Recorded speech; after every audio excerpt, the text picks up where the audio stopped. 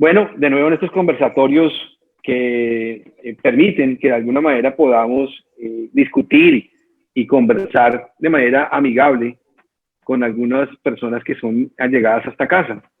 Algo de esta casa es que son compañeros de temas con los cuales hemos tenido oportunidad académicamente de conversar de múltiples temas, pero particularmente hemos tenido oportunidad de conversar acerca del derecho del consumo, del derecho antimonopolio, del derecho a la deslealtad, digamos que la competencia desleal, y también desde el punto de vista procesal. Hoy tenemos dos invitados magníficos y es que vamos a hablar con dos personas que conocen las normas procesales.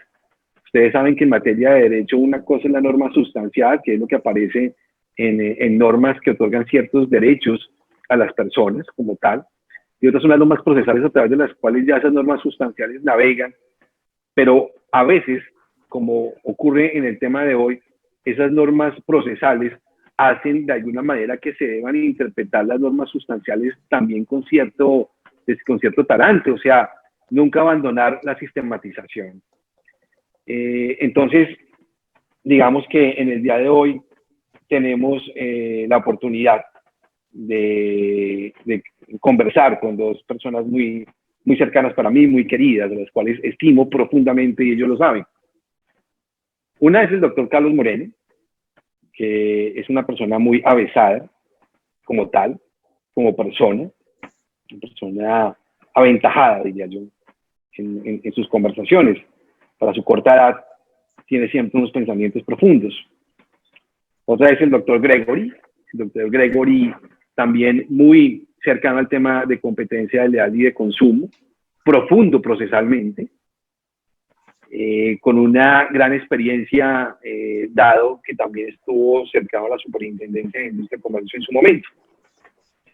Entonces, hoy estamos en presencia de dos personas y vamos a ir al grano, porque lo que estos programas son para ir al grano y poder conversar y ver qué piensan algunas personas acerca de estos temas. Como siempre, pues son opiniones personales de cada uno, y cada uno de los que vean este programa pues tendrá la oportunidad de tomar también postura de lo que dice cada uno. Se trata de tener un debate, una conversación con una altura que no solamente hace referencia a normas colombianas, sino que hace referencia al mundo del derecho romano-germánico, que es lo que básicamente nos liga. Entonces, en el tema de hoy, entramos en materia. En el tema hoy en día de mercados, lo que más se castiga es el error. Y cuando hablamos del error es que los personajes que entran al mercado tienen que actuar transparentemente, porque a partir de ahí, dice la economía, se crean unas asimetrías de la información que impiden que el mercado se desarrolle de una manera transparente. Y eso hace que en algunas ocasiones algunos tengan unas ventajas, productos de hacer caer en error a algunas personas.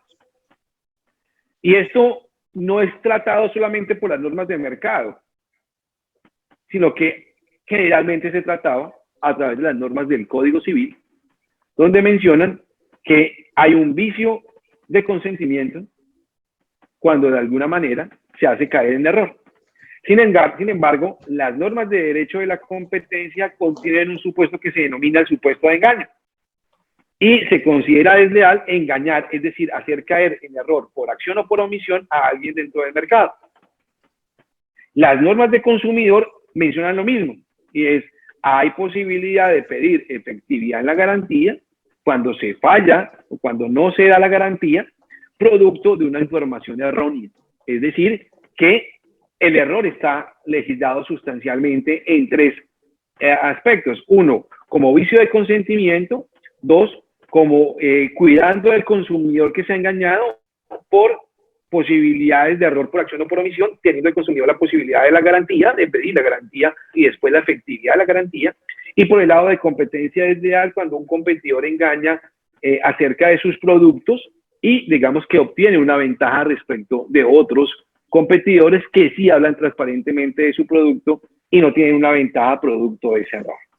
Comenzamos con el doctor Gregory, con las buenas tardes, buenos días, como nos estén viendo dentro del programa, para decirle, doctor Gregory, muy agradecido que usted está acá y quisiera conocer su opinión acerca de qué piensa si las normas de consumo o de competencia han cambiado el concepto del Código Civil, que hablaba de nulidad respecto del error, y ahora lo que se convirtió fue en un incumplimiento contractual, en la medida que si no cumple con la garantía por una información errónea, un empresario, dicho concepto se considera el no cumplir con la garantía como un incumplimiento contractual y no como un vicio del consentimiento. Gregory, gracias por estar acá. Muchas gracias, doctor Mauricio. Muchas gracias, doctor Carlos, por compartir este conversatorio, este panel. Muy agradecido. Bien, doctor, entrando en materia frente a su pregunta, pues una opinión que me atrevo a sostener es que en este punto creo que se debe dar prevalencia a las normas sobre el tema del incumplimiento contractual, las normas especiales o específicas que trae el Estatuto del Consumidor. ¿Por qué? Dando un concepto, una opinión, manejemos la idea de que en el siglo XIX, el Código Civil, esas, digamos, escalas económicas que conocemos hoy actualmente, pues no, creo yo, o sea, opino yo, no eran de esa magnitud, de esa complejidad que sí ocurren hoy en día. Razón por la cual, desde luego, esa tipicidad o legislación que trae el Código Civil es magnífica, estoy de acuerdo, sí, pero ya a responder frente a su pregunta, doctor Mauricio, creo que hay que darle paso a la norma específica que trae el Estatuto del Consumidor y las consecuencias cuando se incurre en ese error, ¿listo? Pisar un poco los terrenos o lo que tiene que ver con el tema de la publicidad engañosa o la información engañosa y la consecuencia de solicitud de indemnización de perjuicios. Pero repito, lo anoto más como una óptica desde el punto de vista, si se quiere, histórico.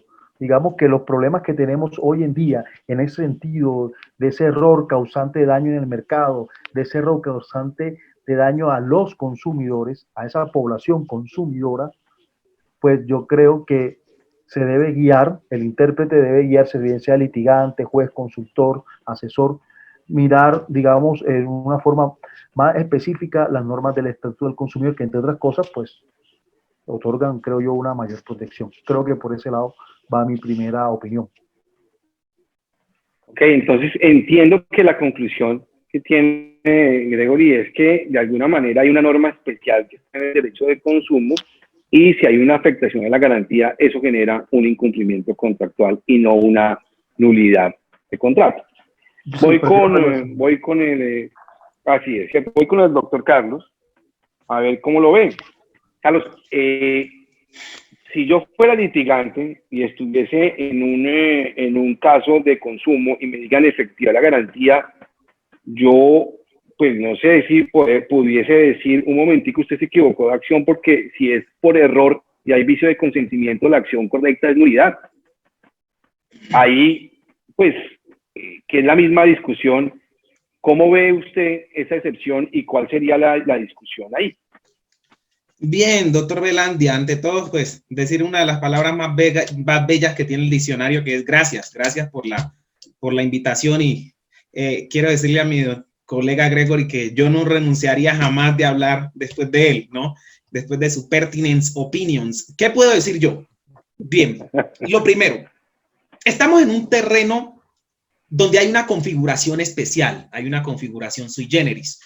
Yo creo que yo no puedo traer todas las instituciones puras y duras del derecho civil, porque esas instituciones, si bien me sirve la filosofía, es decir, me sirve el concepto del error, no me sirve el mismo tratamiento del error en materia del consumo, porque ese error aquí tiene una configuración que se llama, hombre, incurrió o hicieron que el consumidor quedara engañado y entonces se habla de publicidad engañosa.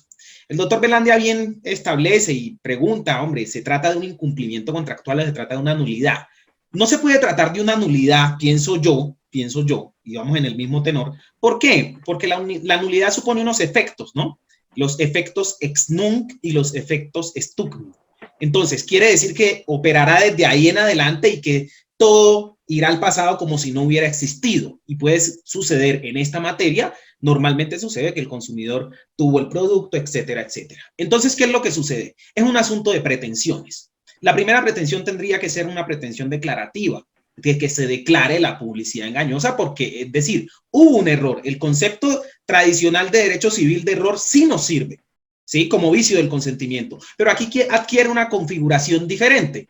Una vez declarado ese error, ¿no? Declarada esa publicidad engañosa por error en el que se indujo al consumidor, ahora sí podríamos hablar de todo lo que viene a ser no solamente efectividad de la garantía como pretensiones consecuenciales, sino también establecer o interponer pretensiones indemnizatorias, pienso yo, por ese costado.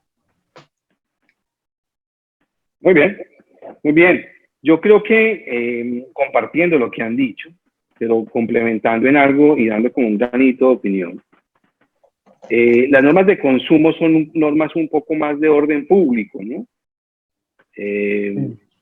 Las normas del Código Civil, algunas son de orden público, otras no. La nulidad absoluta pues es de orden público, la nulidad relativa no. Entonces creo que por ahí podemos ir también metiendo algún argumento para decir que las normas de orden público del derecho de consumo son un poco más elevadas, más fuertes, tienen unos intereses superiores y de pronto le van ganando un poquito a las normas del Código Civil. Muy bien, vamos con yo creo que es importante decir que estamos en presencia de dos personas que son civilistas, ¿no? Entonces, esto permite pues también tener una validez en lo que están diciendo, una interpretación con autoridad. Claro. Tenemos una siguiente. Disculpe, claro que sí, sobre este mismo punto, o sea, es que queremos dejar, pues, digámoslo así, este mensaje, y sé que utilizando un término procesal, el doctor Carlos me coadyuvará en esta idea, es que no se entienda que estamos en contra de, digamos, por así decirlo, de las normas del Código Civil, ni más faltaba, repito, son conceptos milenarios que sirven, que aplican perfecto, o sea, en esa línea nada hay que agregar porque, digamos, el error como vicio del consentimiento, como lo trae el legislado nuestro Código Civil, eso está correcto, hasta ahí. ¿Qué es lo que sucede después de? Hombre, la consecuencia. Yo creo que para efectos de ya las consecuencias de lo que genera, que es a lo que atañe la pregunta, consideramos que se debe aplicar el tema del aplicando las normas del Estatuto del Consumidor en ese punto. Doctor Carlos, ¿usted coadyuva al doctor Gregory? Indiscutiblemente. Estoy también de acuerdo con él porque estamos en terreno de incumplimiento contractual y no de nulidad. Exactamente, incluso si quisiéramos nosotros uniformarnos, ¿no? Desde un punto de vista de una armonización del derecho, podríamos hablar de remedios, ¿no? Contractuales en esta materia. Muy bien, yo creo que en parte, pues, lo que ha dicho cada uno, pues, tiene absolutamente validez. Pienso que algunos civilistas puros que amen el Código Civil van a pensar que esto es más un asunto de nulidad que de incumplimiento. Pero creo que los tres tenemos en algo, coincidimos en que bajo normas de consumo es un asunto de incumplimiento contractual y esa es digamos que un grano de arena que puso el Estatuto de Protección al Consumidor. Muy bien, pasemos a la siguiente pregunta porque cada vez iremos entrañando más en cómo el supuesto de engaño de consumo se acerca mucho al supuesto de engaño de competencia desleal. Correcto. Si uno mira las dos normas, la de consumo de publicidad engañosa o información engañosa, con la norma que tiene el tema de competencia desleal, las dos más o menos hablan de lo mismo, y es que está prohibido engañar acerca del producto. Si esto ocurre dentro del mercado, es decir, una empresa efectivamente emitió una información engañosa, va a caer en los dos supuestos. Lo que pasa es que los dos supuestos protegen cosas diferentes o bienes diferentes. Uno protege la leal competencia y otro protege pues, al consumidor en su legítima expectativa de que no lo engañe un empresario. Puede ocurrir generalmente debe ocurrir entonces que cuando un empresario hace caer en error a través de una información propia, puede ocurrir de alguna manera que esa persona engaña a dos sujetos, o engaña a un sujeto que engaña al consumidor y le causa daño, pero también le causa daño, sin engañarlo, al competidor, porque le está ganando en competencia a través de ese error. La pregunta que viene con esa introducción y es si es factible que la acción de competencia desleal sea acumulada, o sea, acumulada con una demanda de consumidor. Es decir, si un competidor que se sienta afectado a la vez puede ir a acumular su demanda en una acción de consumo o viceversa, un consumidor pueda tomar una demanda de competencia desleal que va en camino o acumulación de procesos y ir a acumular su proceso de alguna manera a la acción que pueda tener la otra persona, sin meternos en el litisconsorte facultativo necesario que de pronto, si ustedes creen que vale la pena, pues así lo podemos hacer. Doctor Carlos, ¿usted qué piensa? ¿Se pueden acumular la acción de consumidor y la acción de competencia cuando deviene un engaño? ¿O son acciones diferentes y el consumidor piensa diferente a lo que piensa un competidor? ¿O qué es lo que sucede ahí? Bien, tomando la delantera pues en la vocería, yo lo primero que tengo que decir, doctor Velandia, es que estamos en el terreno de la violación del deber de información, ¿cierto? Eso es clarísimo y como para justificar el punto de llegada, partamos en que eso genera una vía administrativa para imposición de multas, una vía penal puede ser, ¿no? Por temas de estafa puede ser, pero genera una vía judicial en materia de derecho de los mercados. Esa vía judicial, como usted bien lo señala, la acción de competencia por un lado, la acción del consumidor por otro, genera que la respuesta a dar sea afirmativa. Se pueden acumular las acciones. Pero hay una cantidad de aristas que hay que, digamos, agarrar de una forma delicada. La primera, la competencia. La acción de competencia desleal, pues por la naturaleza del asunto y por el factor funcional, es competencia del juez civil de circuito, de forma concurrente con la Superintendencia de Industria y Comercio. Y recordemos que la acción de protección al consumidor puede ser de mínima cuantía, menor cuantía o mayor cuantía. En ese punto, solamente serían acumulables si la acción del consumidor es de mayor cuantía, porque no podrían ser acumulables con una acción del consumidor de mínima o de menor cuantía de la cual conoce el juez civil municipal. Eso es lo primero. Lo segundo, hay que mirar ante quién se están ventilando ambas acciones, porque si se están ventilando ante los jueces ordinarios de especialidad civil, no hay ningún tipo de inconveniente. El problema sería cuando va una ante la Superintendencia de Industria y Comercio y va otra ante el juez civil de circuito. Porque en ese caso, si uno escogió el juez especializado, no se le puede imponer al otro la acumulación ante el otro juez que no se eligió, ¿no? Eso es para tenerlo en cuenta. Otro punto que hay que tener en cuenta, pues por ahí derecho con el tema de la cuantía, el tema de saber si se comparece o no con apoderado, ¿no? Porque si estamos ante juez civil de circuito, vemos que la regla de comparecer mediante apoderado se vuelve obligatoria de cumplir. Otro punto es, hay que diferenciar el tema de las multas. Yo creo que el doctor Gregory, pues, ahorita tocará ese punto con mayor profundidad, pero recordemos que la acción de protección al consumidor, esa sui generis del artículo 58, por la cual otros homólogos nos miran con ojos de favoritismo. Por ejemplo, los españoles nos dicen, wow, tienen una acción expedita. Recordemos que esa acción expedita, doctor Velandia y doctor Gregory, tiene dos aspectos.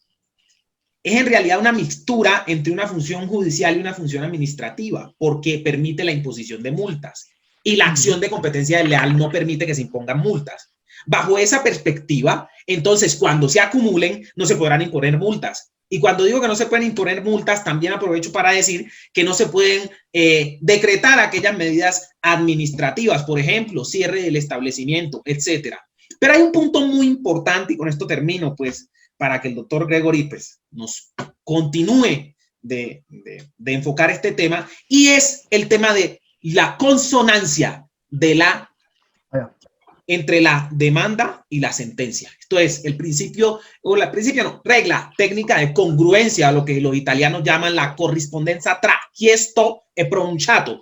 Entonces, tiene que haber una correspondencia entre lo que se demanda y lo que se sentencia, porque si bien esa acción de protección al consumidor, recordemos bien, permite que se salte el principio de congruencia, al momento de acumularse y decidirse la competencia desleal, el juez no puede pisotear o lacerar el principio de incongruencia, el principio de congruencia o de consonancia, entre otras cosas, no solamente por una diversión conceptual, ¿no? O una diversión académica que lo digamos, no, también se puede configurar una causal de casación, ¿no? Si se cumple con el interés para recurrir. Entonces esas son, digamos, anotaciones que yo tengo sobre el particular para decir sí, pero ojo, bajo unas condiciones de no desconocer las modalidades de una y otra acción. Muy bien. ¿Aló? ¿Me escuchan? Sí, sí, doctor. Listo. Bien, doctor, sobre el particular, doctor Velandia, estoy de acuerdo con el doctor Carlos, si es procedente, si es viable. Cuando estaba mirando, digámoslo, a ver, precisamente hoy estábamos dictando clase y estábamos hablando de un tema, acumulación de procesos y demandas. Entonces, ¿qué tenemos? Respuesta, sí, sí es procedente, pero ahora, ¿cómo así? Vamos a mirar el tema, digamos, con bastante precisión, porque, digamos, la pregunta de por sí es novedosa, es inquietante, es atractiva, es un reto muy interesante, porque a nivel sustancial, desde luego que tiene todo el sentido, toda la razón, todo el fundamento. El daño por ese error, esa información contra el competidor y el daño contra el consumidor. Eso está, digamos, no ofrece discusión. Ahora vámonos para el campo procesal que tenemos. Creo que sí es viable porque con las reglas del artículo 148 del Código General, que me habla de dos temas, tanto acumulación de procesos como acumulación de demandas, me trae una serie de requisitos. Y si uno analiza a pie juntilla esos requisitos, yo creo que en este caso sí se cumplen. Lo que sucede es que hay que explicarlo con gran claridad, gran precisión en la petición de acumulación, bien sea de procesos o bien sea de demandas, que entre otras cosas, valga destacarlo, solo se puede solicitar hasta antes que se notifique ese auto que convoca a la audiencia inicial. Ya después perdería, digamos, la oportunidad. Pero listo, se presentó en tiempo esa solicitud. Lo primero que debe hacer ese juzgador es decir, bueno, ven acá un momentico. ¿Será que sí? ¿Será que no? Yo creo, vámonos para, digamos, la primera, la acumulación de demandas. ¿Listo? Existe un proceso en curso, pensemos, el de competencia desleal. Y llega una petición de acumulación de demanda. ¿Qué me dice el código? Artículo 148 me dice, un momentico, Gregory. Para saber si va a proceder o no esa acumulación de demanda, tienes que consultar los requisitos de la acumulación de pretensiones. En efecto, la norma sobre el particular es muy clara cuando nos señala, hombre, para tratándose de acumulación de demandas, dice, aún desde antes de haber sido notificado el auto emisorio de la demanda, podrán formularse nuevas demandas declarativas, ambas lo son, tanto de competencia desleal como la acción de protección al consumidor, vale, va, ambas son declarativas, en los mismos casos o eventos en que sea procedente la acumulación de pretensiones. Esto nos ubica en el campo procesal en tres escenarios: acumulación de pretensiones, de demandas y de procesos, con sus respectivos requisitos. Listo, me voy para lo que dice la acumulación de pretensiones y veo, bueno, el demandante podrá acumular en una misma demanda varias pretensiones contra el demandado, aunque no sean conexas, siempre que concurran los siguientes requisitos. Uno, que el juez sea competente para conocer de todas sin tener en cuenta la cuantía. Y en eso coincido con el doctor Carlos. ¿Por qué? Porque en consumidor sí tengo en cuenta la cuantía. Tan en cuenta la tengo que para un un proceso de consumidor de mínima cuantía, como lo permite el decreto 198 del 71, puedo litigar sin abogado, si lo hago en causa propia. Listo. El juez competente, ubiquémonos en la SIC, en la Superintendencia de Industria y Comercio, Delegatura de Asuntos Jurisdiccionales. El juez competente para conocer de ambas, claro, la misma delegatura, lo es para conocer de la demanda por competencia desleal, lo es para conocer la acción de protección al consumidor. Listo, se cumple el primer requisito. Segundo, que las pretensiones no se excluyan entre sí, a menos que se propongan como principal y subsidiaria. Yo creo que en este caso las pretensiones, como bien lo señala usted, doctor Velandia, no se excluyen, al revés, se complementan, se refuerzan, son, digamos, se asocian. ¿Por qué? Porque con un mismo hecho, probado está ese hecho de que hubo un engaño, un error, ¿listo? Y como obvio, son dos bienes jurídicos distintos, pero el hecho fue uno solo. Con ese acto de engaño, defraudé la competencia, defraudé, o sea, me gané el cliente, haciendo, digamos, un ejercicio en el comercio tramposo, ¿listo? Me gané no por esfuerzo propio, sino acudiendo a la trampa, a la trapisonda, a la chicana, ¿listo? Por un acto de engaño, pero también estoy engañando a ese consumidor. Puedo estar incurriendo en publicidad engañosa o en información engañosa. Por lo tanto, en consecuencia, esas dos pretensiones no se excluyen, al revés, se complementan, se refuerzan con un mismo hecho. Tercera, que todas puedan tramitarse por el mismo procedimiento. Ambas se tramitan por el procedimiento verbal. Artículo 368 al 373. Ahí está. Perfectamente cumple. Pero sumado a lo anterior, doctor Velandia y doctor Carlos, tenemos también digamos, las otras hipótesis que también permite la acumulación de pretensiones. Y nótese que aquí entra y refuerza el argumento cuando dice el 88.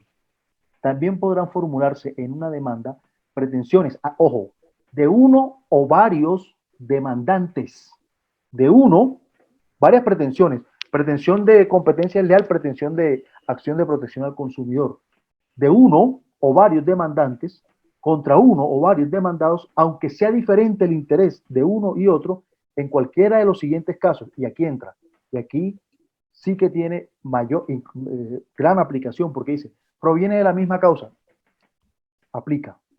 Claro, la causa del engaño, pero listo, versan sobre el mismo objeto. Ok, pero con esta sí no, ya no tiene ninguna escapatoria. Cuando se hallen entre sí en relación de dependencia o se sirvan de las mismas pruebas. Respetados colegas, yo creo que con fundamento en esas normas del Código General, esa novedosa pregunta, ¿sí? Porque es novedosa, es atractivo ese reto, difícil si se quiere, complejo si se quiere, sí, pero es viable. Ahora bien, para concluir esta pequeña intervención, nótese, y con esto estoy totalmente de acuerdo con el doctor Carlos, si tuviéramos esta misma discusión en sede judicial, digámoslo, ante el juez de la jurisdicción universal, que es el juez civil del circuito, pues no habría mayor discusión, porque en últimas, él por el 368, él por el 16, conoce de todo, universal, listo. El tema está en que la delegatura tiene una competencia arreglada, específica y determinada conforme al artículo 24. Claro, el 24 le da para conocer los tres temas, desde luego, acción de competencia desleal, infracción marcaria y protección al consumidor. Pero podría discutirse un poco, hombre, pero esa acumulación, pero fíjate que aquí estamos discutiendo un tema, ¿no? Pero al final el daño o la acción fue una sola dañina, tanto para el mercado como también para el competidor. Entonces, repito, el ejercicio es complejo, pero sí es viable.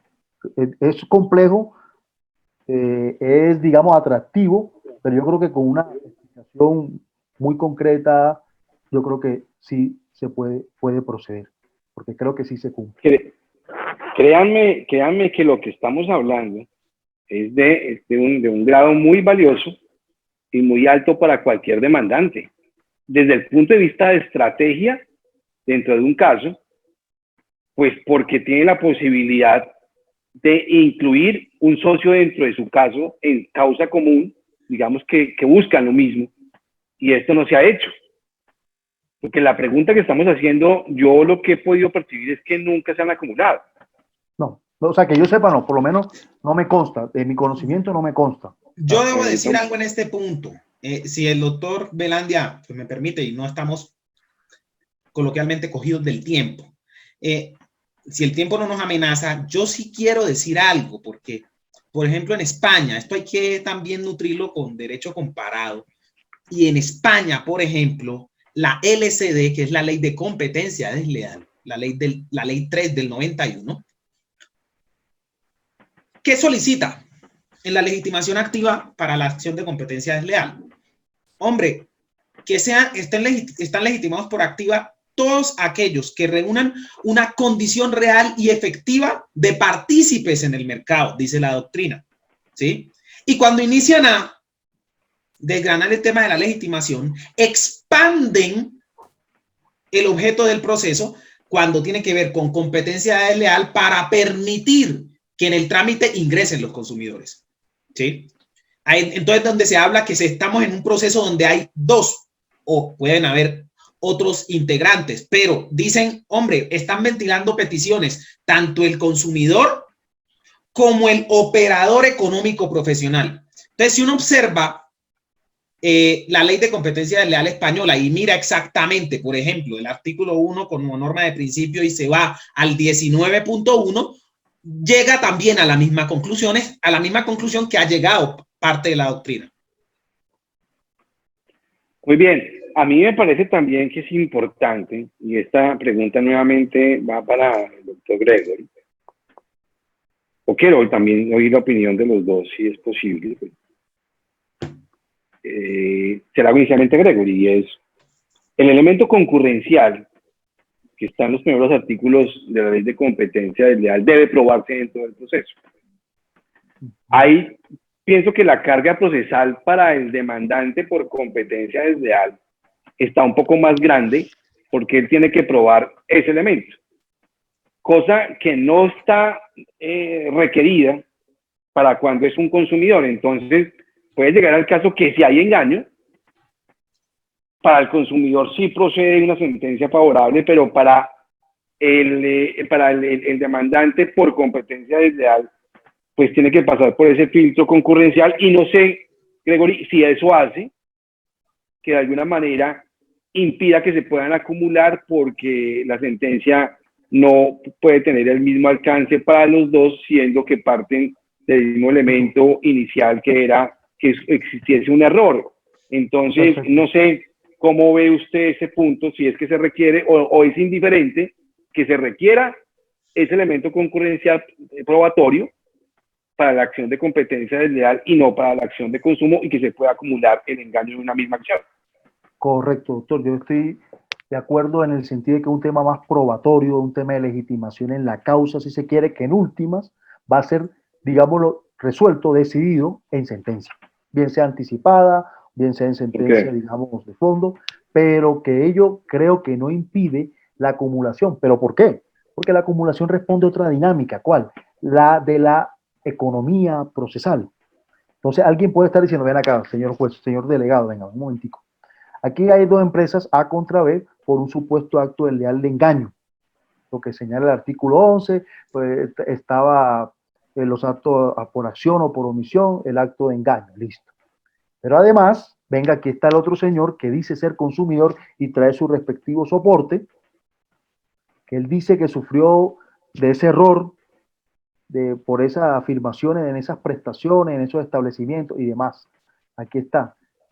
Son dos procesos que están andando. Ubiquémonos, llamémoslo cronológicamente. El lunes se radica la demanda de competencia desleal de la empresa A contra la empresa B por el supuesto acto desleal de engaño.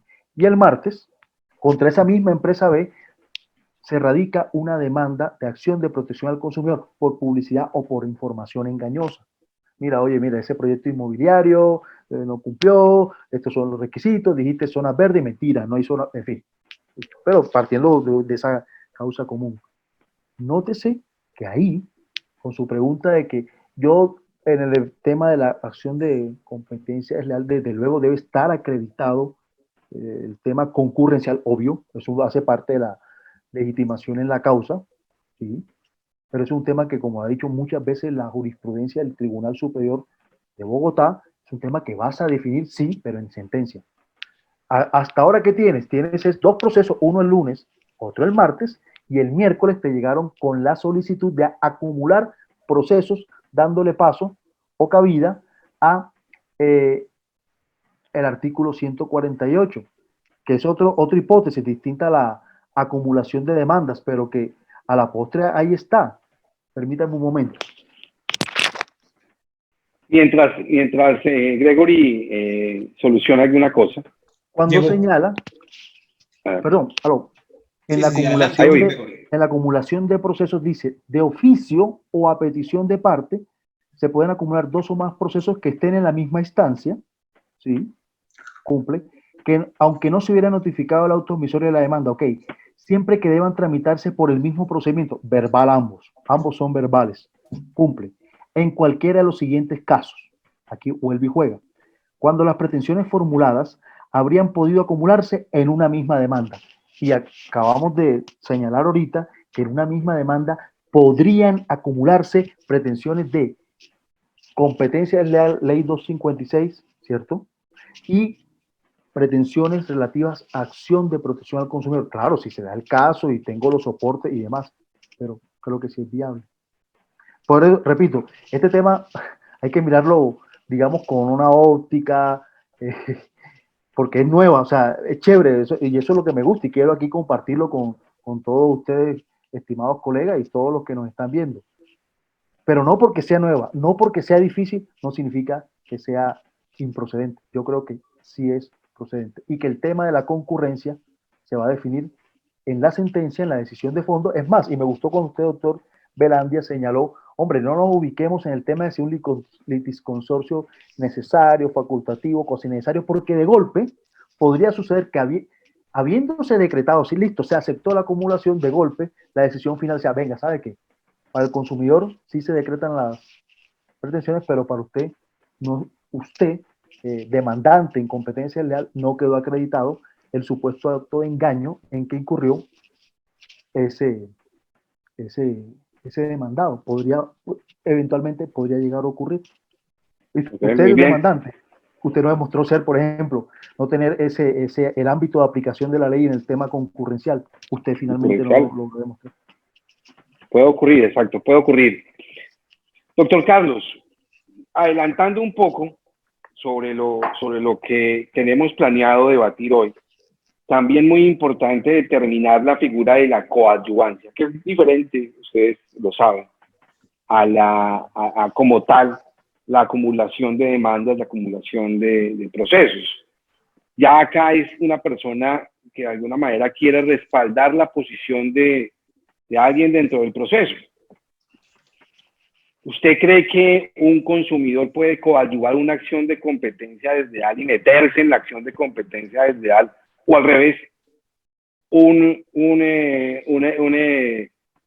competidor del demandado, al ver una acción de consumidor, se puede meter allá a coadyuvar al consumidor en la medida que hay un error o una acción que no dijo todo lo que tenía que decir el empresario y afectó al consumidor, pero el competidor de esa persona se quiere meter a respaldar al consumidor para que su competidor resulte desfavorecido con la sentencia. ¿Usted qué opina, doctor Carlos? Yo estoy de acuerdo con esa hipótesis, ¿sí? ¿Por qué? Porque la coadyuvancia que exige que tenga un interés en la relación jurídica sustancial que se debate, ¿sí? Tengo un interés. Y yo creo que, sin temor a equivocarme, que cuando hablamos de mercado, el interés se expande, o digamos, llega a ser tan amplio que en uno y otro escenario permite la coadyuvancia tanto del consumidor en el proceso de competencia leal como del competidor en el tema del consumidor. Ahora, si nosotros nos vamos a las normas, hay que tener una claridad en un punto, y es que el permiso de ingresar como tercero coadyuvante en el proceso de competencia desleal se rige netamente por el artículo 71 del Código General del Proceso y yo no veo ningún óbice para que ello suceda, vuelvo y repito, por el interés. ¿Y cuál es el interés? Hombre, de que el mercado tenga un funcionamiento transparente. Claramente sí. Ahora bien, si es para intervenir en la acción de protección al consumidor, si se observa en el artículo 58, siempre yo he tratado de decir, primero, cualquier duda sobre ese trámite de la acción de protección al consumidor se llena con el principio indubio pro consumatore, o sea, la duda en beneficio del consumidor, creo que eso lo permitiría, pero si nos vamos al canon procesal del mismo artículo 58, también se permitiría. No habría ningún tipo de inconveniente. Es más, ese interés, si uno lo quiere ver, para que se logre una sentencia en el sentido de que le dé la razón al competidor afectado o que le dé la razón al consumidor, eso puede traer, eso tiene repercusiones importantes en una fase procesal que se esté debatiendo, donde ese coadyuvante haya intervenido como tal en aras de verse beneficiado estratégicamente, como usted lo planteaba al inicio, en el proceso donde ahora él sí es demandante, ¿no? Eso es, digamos, la opinión que yo tengo sobre el particular. Muy bien, doctor Gregory, ¿usted quiere hacer alguna anotación de lo que ha dicho el doctor Carlos o se siente cómodo con la respuesta de él? No, primero me siento cómodo con la respuesta porque sí estoy de acuerdo. Segundo, quisiera agregar otro argumento, y es que si en la acción de competencia desleal es permitido, es válido que incluso demanden asociaciones, entre otras, de consumidores, no vería por qué no podría ingresar, claro, a nivel de coadyuvante, un consumidor que desde luego primero me acredite la calidad de consumidor y por ende, pues que lo que se debate en ese proceso, a pesar de que él técnicamente no está vinculado o no es parte, porque él es un tercero, como bien lo señala el código, artículo 71, sí se va a ver afectado por las resultas de ese proceso. Si él en el escrito presenta esa evidencia, primero, la relación de consumo y segundo, demuestra, y lo va a poder demostrar porque de hecho él fue consumidor y se vio afectado por el engaño, yo personalmente creo que estoy de acuerdo con la opinión del doctor Moreno, que sí es viable. Lo que me ha gustado, doctor, de esas preguntas que usted ha formulado en este panel, es que son novedosas, de verdad, son muy novedosas. Desde luego estamos compartiendo opiniones personales sujetas a la crítica, al debate, y es la idea, es el objetivo. Y yo creo que pone a pensar en un nivel procesal, digamos, más complejo y desde luego más práctico, que en última siempre el derecho procesal responde a esa idea de lo práctico, de lo útil, de lo, digamos, de ese efecto en la economía procesal, de ese efecto benéfico, que es la utilidad y ser práctico. Yo creo que esas preguntas han sido muy prácticas y que están sujetas al debate, y sí estoy de acuerdo. ¿Por qué? Porque él sí puede demostrar, si llega a demostrar que es lo que la decisión que se adopte en ese proceso de competencia desleal o viceversa, en esa acción de protección al consumidor, o sea, no solo nos podemos quedar en el efecto interpartes de la sentencia, porque va a ser interpartes. Sí, listo, nadie lo discute. No, aquí la discusión es, voy a permitir que entre un coadyuvante porque alega que lo que se resuelva allí lo afecta. Yo creo que sí puede ser viable. Desde luego con la respectiva evidencia de esa relación de consumo o de los daños o de qué manera se puede ver afectado con lo que la decisión de fondo que se adopte en uno u otro caso. Pero creo que sí es viable. Pues doctor Gregory, yo le agradezco muchísimo todas esas palabras diferentes para con este programa. Pero digamos que quedo muy preocupado porque no he visto debate entre ustedes y han coincidido en todas las apreciaciones. Eso quiere decir que eran preguntas muy fáciles de responder. No, y al que, revés, son y muy que, y difíciles. que eran y que eran muy que como todo está muy decantado. Pero digamos que yo sí pienso que no se había pensado mucho en esta posibilidad que estamos debatiendo, pero digamos que las normas procesales son claras para permitirlo, que es la conclusión que más o menos estamos llegando. Vamos a la siguiente.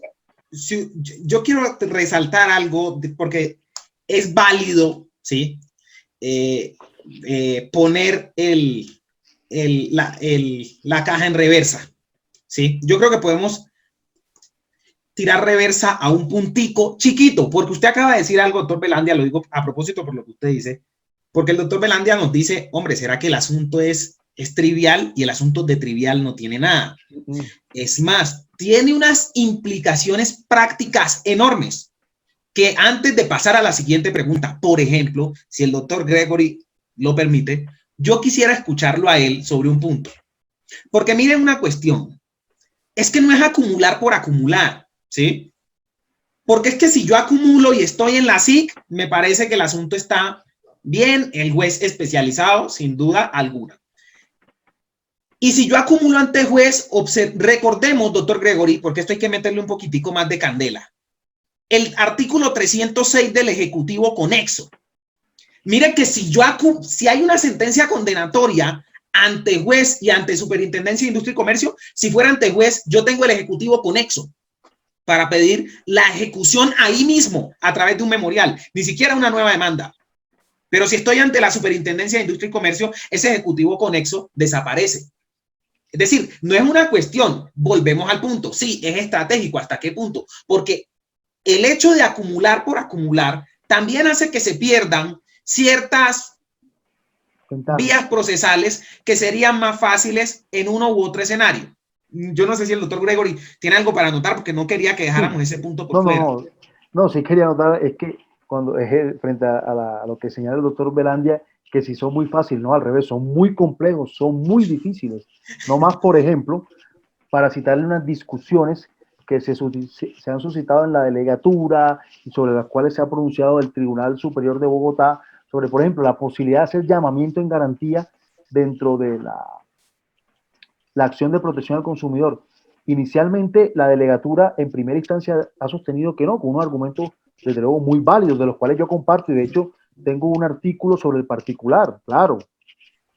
Pero nótese que en sede de apelación el tribunal ha dicho, no, sí procede.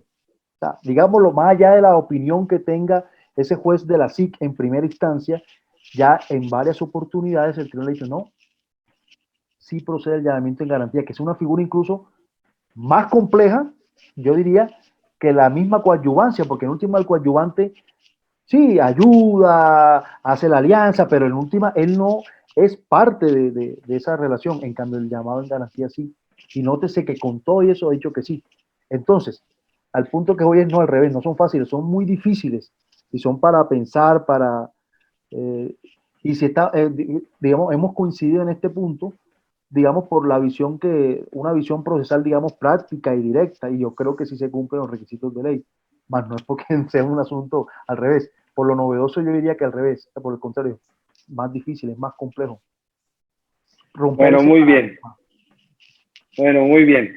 Vamos entonces con la siguiente pregunta, con la cual me parece importante también oír la opinión de ustedes y que nos ilustren qué piensan al respecto.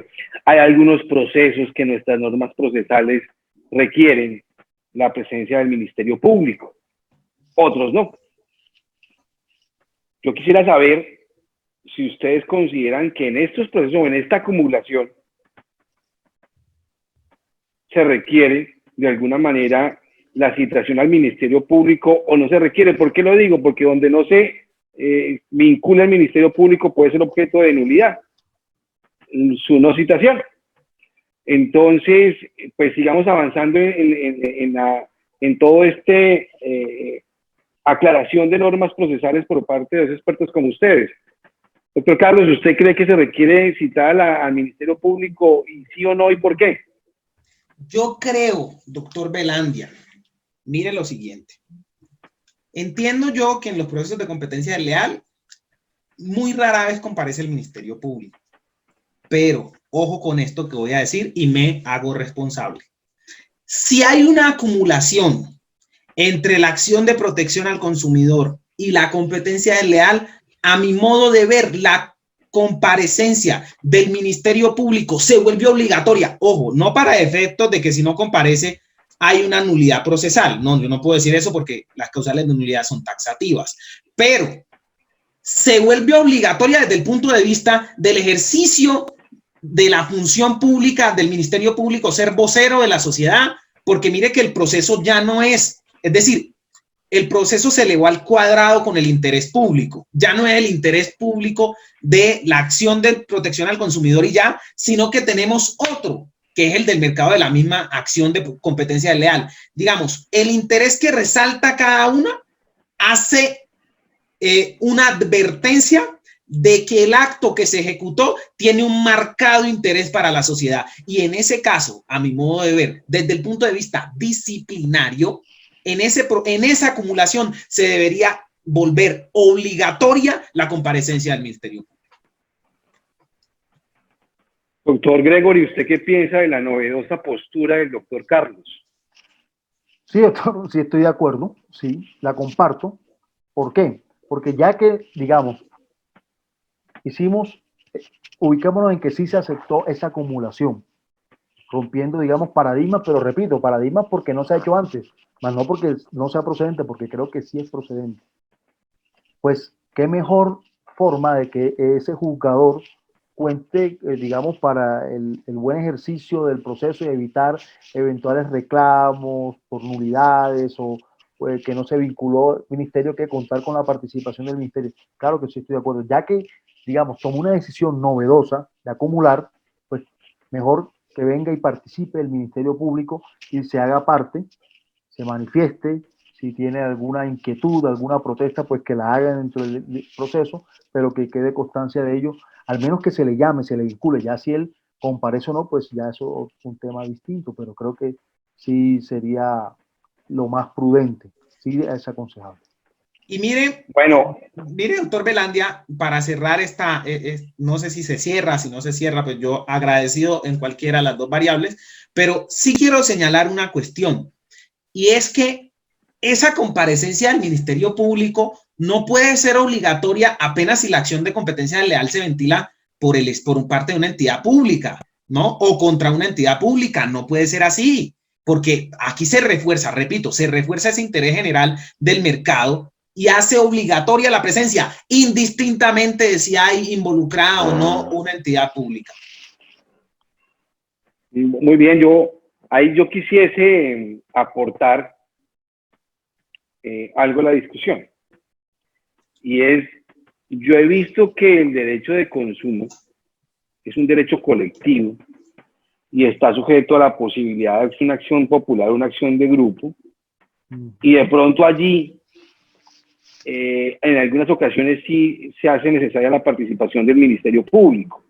Totalmente. Pero en una acción privada como es la de consumo y la de competencia desleal, ahí también no le estaríamos dando a esa acumulación la connotación de acción de grupo o acción popular sin serlo. Doctor Carlos, quedo yo en sus manos. No, no, porque, doctor Velandia, mire usted, el interés general del mercado no siempre significa un derecho colectivo, no siempre, no siempre. Es diferente cuando yo veo que, ¿por qué? Porque recordemos que en la acción popular, ¿qué hay? Hay un daño colectivo o una amenaza de daño colectivo, ¿sí? Y yo no puedo identificar los afectados porque se trata de un interés difuso. No lo puedo radicar en cabeza de nadie. Pero yo sí puedo decir, este consumidor se le causó un daño y él es el que está demandando, solicitando una indemnización, y a este competidor también. Entonces, yo no estoy, digamos, no estamos transfigurando la acción de protección al consumidor en una popular. Precisamente por eso, porque todavía tenemos el interés individual marcado. Solamente que matemáticamente, reitero, hay un interés público, ¿sí? Una observancia del mercado donde nos interesa el perfecto funcionamiento del Estado, ¿sí? Y va la acción de protección al consumidor. Nos interesa que el mercado vaya bien y va la acción de competencia desleal. Ambas con un demandante que está singularizado. Entonces, lo que yo estoy diciendo, ya no es el mismo interés, ¿sí? Ya no es el mismo interés porque ya no es un solo interés potencialmente público, sino que ya son dos. Entonces, a mi modo de ver, esa presencia del Ministerio Público se debe volver obligatoria y mucho aporta al proceso, ¿sí? Mire que decir lo contrario sería llegar a un imperfecto también de decir, es que si hay una entidad pública, sí. Pero es que si son privados, no. No, entonces, o en la cama o en el suelo, prefiero tener siempre la presencia del Ministerio Público si se acumulan esas dos acciones. Doctor Gregory, ¿usted qué opina? ¿Coadyuva? Sí, coadyuvo, pero repito, lo hago de una óptica más pensando como juez. Es decir, ya que me tomé el trabajo de aceptar, de decretar una acumulación, pues qué mejor que contar con el beneplácito, o mejor con la participación de ese Ministerio Público, que venga y participe para que no se diga que se está haciendo un trámite inadecuado, incorrecto, ilegal, no, nada de eso. Ahora, sí me quedó una inquietud, doctor Velandia, cuando usted señala que si estamos pisando terrenos de la acción de grupo o la acción popular, pues claro, podría darse el caso, pero no olvidemos que en últimas las acumulaciones tienen un tiempo hasta el cual se puede presentar, que es hasta antes de la audiencia inicial, ya después de ahí, porque ¿qué puede generar, digamos, este tipo de reflexiones? Que el día de mañana una acción de protección al consumidor o una acción de competencia leal se le acumulen varias demandas. Podría darse el caso, y si se acepta, pues listo, adelante. El código tiene esa solución, esas reglas para ese tema, pero en últimas sabremos que no es acción de grupo, y eso es ahí muy importante tenerlo en cuenta por una razón fundamental, y es que en la acción de grupo, y así lo establece claramente la ley 472, existe el tema de la representación por ministerio de la ley. Con alguien que presente una acción de grupo a nombre de al menos 20 personas, se entiende que están incluidas toda Colombia los que estén dentro de ese tema. Entonces yo creo que por eso nos deslindamos y no tendremos problemas por ese caso. Y popular no es porque el interés individual está marcado. Está el demandante individualizado con un perjuicio y no se trata de un interés difuso, o sea, ni de grupo ni popular. Seguimos estando con una acción de tinte individual, un perjuicio individual que se acumula con otra.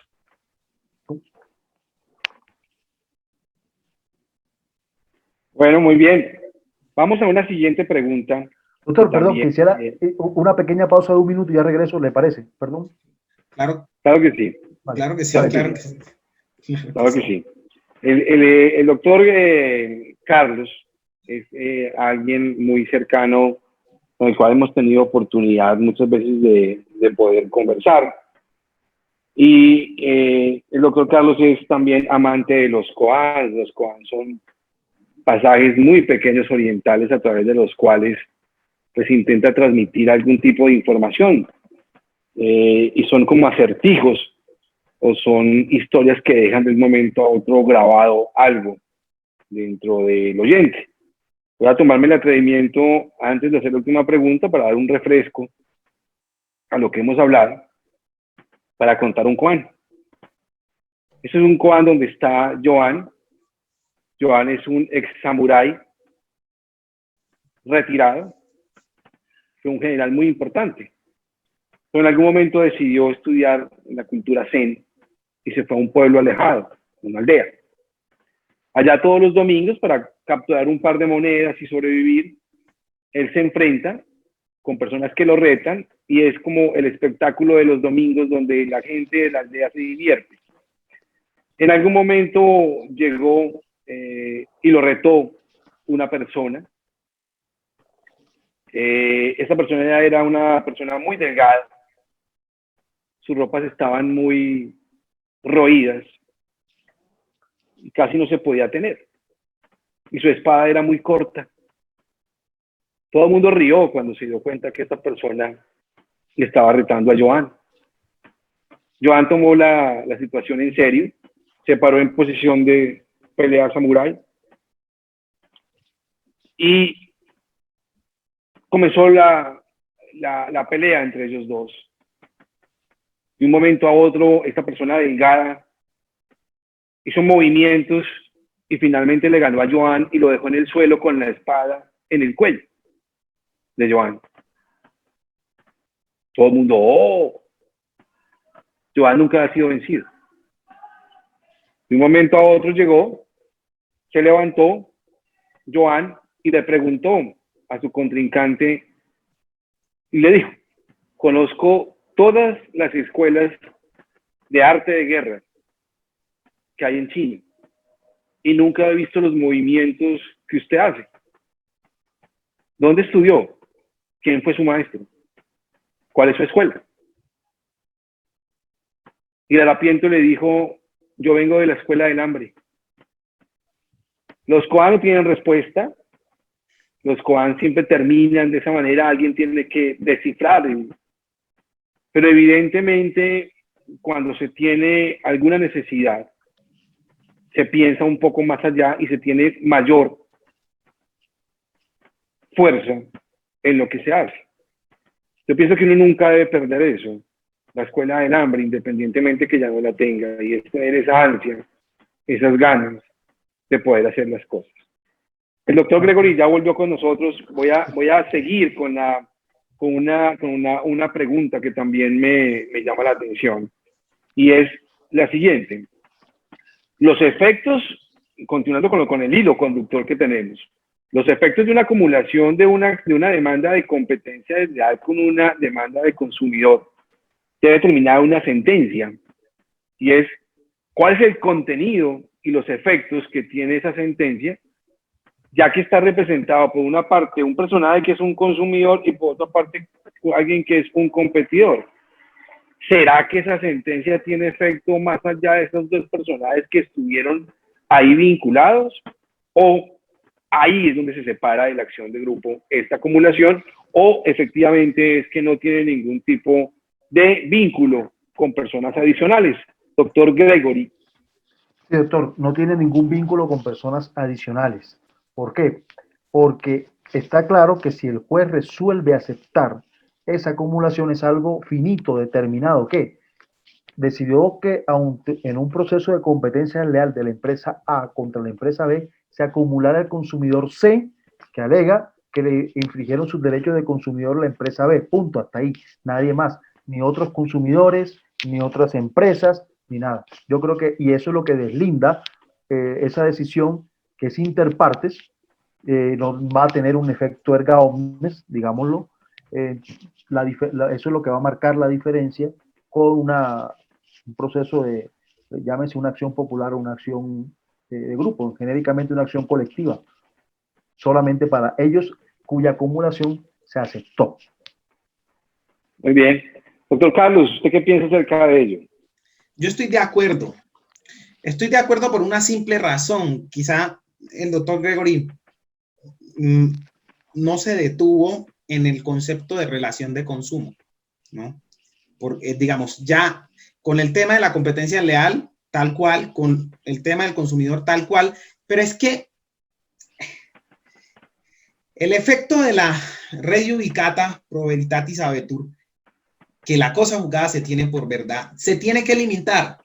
Es decir, no hay forma de decir que a otra persona que estaba en la relación de consumo, esa cosa juzgada no lo cobija. Claramente que sí, porque entre otras cosas, para completar todo esto que el exordio del profesor Gregory, si se permite que otro consumidor demande por los mismos hechos desencadenados de la adquisición o el consumo del mismo producto, mire que se estaría condenando dos veces por el mismo hecho. ¿Sí? De ahí que se tiene que indicar que, claro, la cosa juzgada aplica para el consumidor que está ahí, pero obligatoriamente hay que extenderla respecto de la relación de consumo donde otras personas pudieron ser consumidores del mismo producto. No sé si soy claro, si no soy claro, yo puedo repetir. No, yo también pienso que de alguna manera la sentencia tiene que eliminar el error dentro del mercado, y eso pues agrupa en adelante a todo el mercado. Tiene que haber una decisión más allá de las partes, es efectivamente un incumplimiento, pero es retire el comportamiento, si es que está esa pretensión, porque pues y eso haría de alguna manera que no sea a nivel procesal, pero a nivel práctico dentro del mercado, hace que ese error ya sea como erradicado del mercado, si no quedaría, y ahí todo el mundo se ve beneficiado de ese riesgo de asimetría de la información que proviene del error por acción o del error por omisión. Yo quedo pues muy complacido. Hicimos un programa ágil, rápido. El doctor Gregory tuvo la oportunidad de ausentarse, tuvimos la oportunidad de conocer, yo por ahí vi en algunas imágenes, el doctor Carlos tiene un compañero que es un gato. Sí. Entonces también apareció por ahí. Sí. Y pues bueno, mira, hicimos un programa ágil donde pudimos resolver y la gente que lo vea pues igualmente va a tener cierta inquietud, duda y discusión porque tocamos muchos puntos sustanciales, procesales, de acciones de diferente índole. Y quedo muy agradecido con el doctor Gregory, siempre un gran placer hablar. Con el doctor Carlos también un gran placer siempre hablar. El doctor Carlos delante mío lo ha hecho y tiene una gran capacidad de imitar mi forma de hablar y de mi forma de expresarme.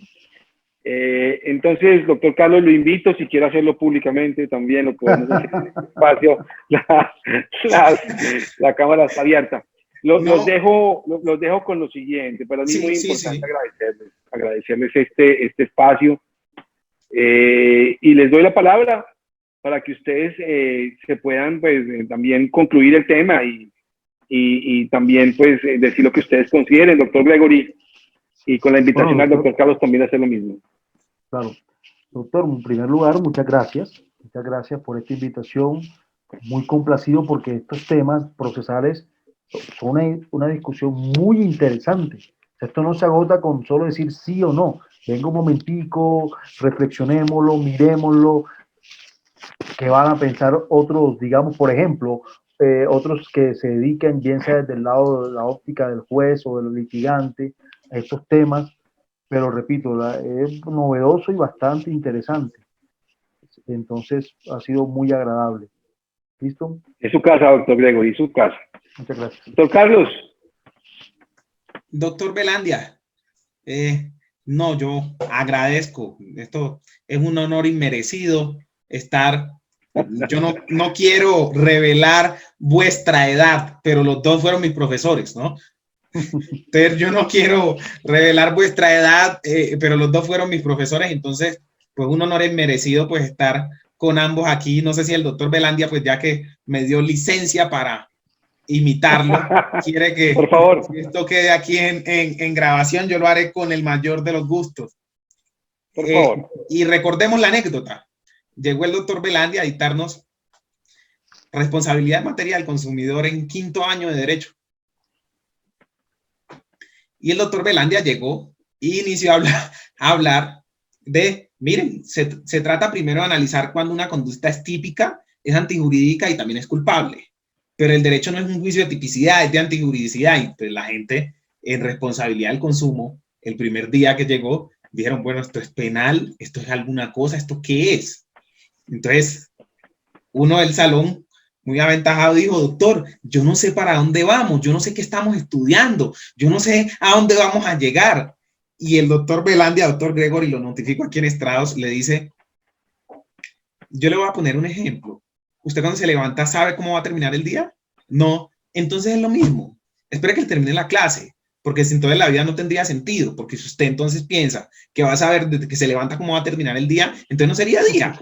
Sería prácticamente que su conocimiento. Entonces yo lo invito a que viva el día con desafíos. Espere un momentico, que pueda aprender, que puede desaprender, porque no solamente está en aprender, sino quitarse muchos conceptos. Y cuando terminó la clase, obviamente el compañero le dijo, doctor, muchas gracias, sí, ahora sí entendí, ¿no? Era un tema de tipicidad, un tema de prácticas restrictivas de comercio, ¿no? Porque el doctor Velandia dice no es cometer la conducta, es que haya un daño al mercado, que haya una antijuridicidad material. Y bien, y entonces, claro, eran las 7 de la mañana y una persona que está llegando al salón y ve que le tienen el tablero dividido en tipicidad, antijuridicidad, culpabilidad. En una clase de responsabilidad del consumo no sabe para dónde va el derrotero. Bueno, muy bien, miren, yo creo que somos viejos conocidos de autos, sí, claro. Y espero que los que vean este programa también lo hubiesen degustado de la forma que yo lo degusté, en la conversación amena, clara y sencilla que pudimos tener acerca de este supuesto. Y haremos muchos más programas que tengan que ver con aspectos procesales, que generalmente hablamos acá, aspectos sustanciales. Para el que no sea abogado y generalmente mire estos programas, pues es un poco más pesado este punto, pero miren que igualmente es cómo se debate algunos asuntos de consumidor y de competencia. Yo les agradezco mucho a mis participantes del día de hoy a Laura, que siempre está presente en este programa ayudándonos detrás de cámaras, y los espero ver en el próximo programa. Gracias, hasta luego. Gracias, muchas gracias, Laura. Muchas gracias. El derecho de la competencia y el derecho antimonopolio buscan y pretenden que la repartición del dinero sea eficiente.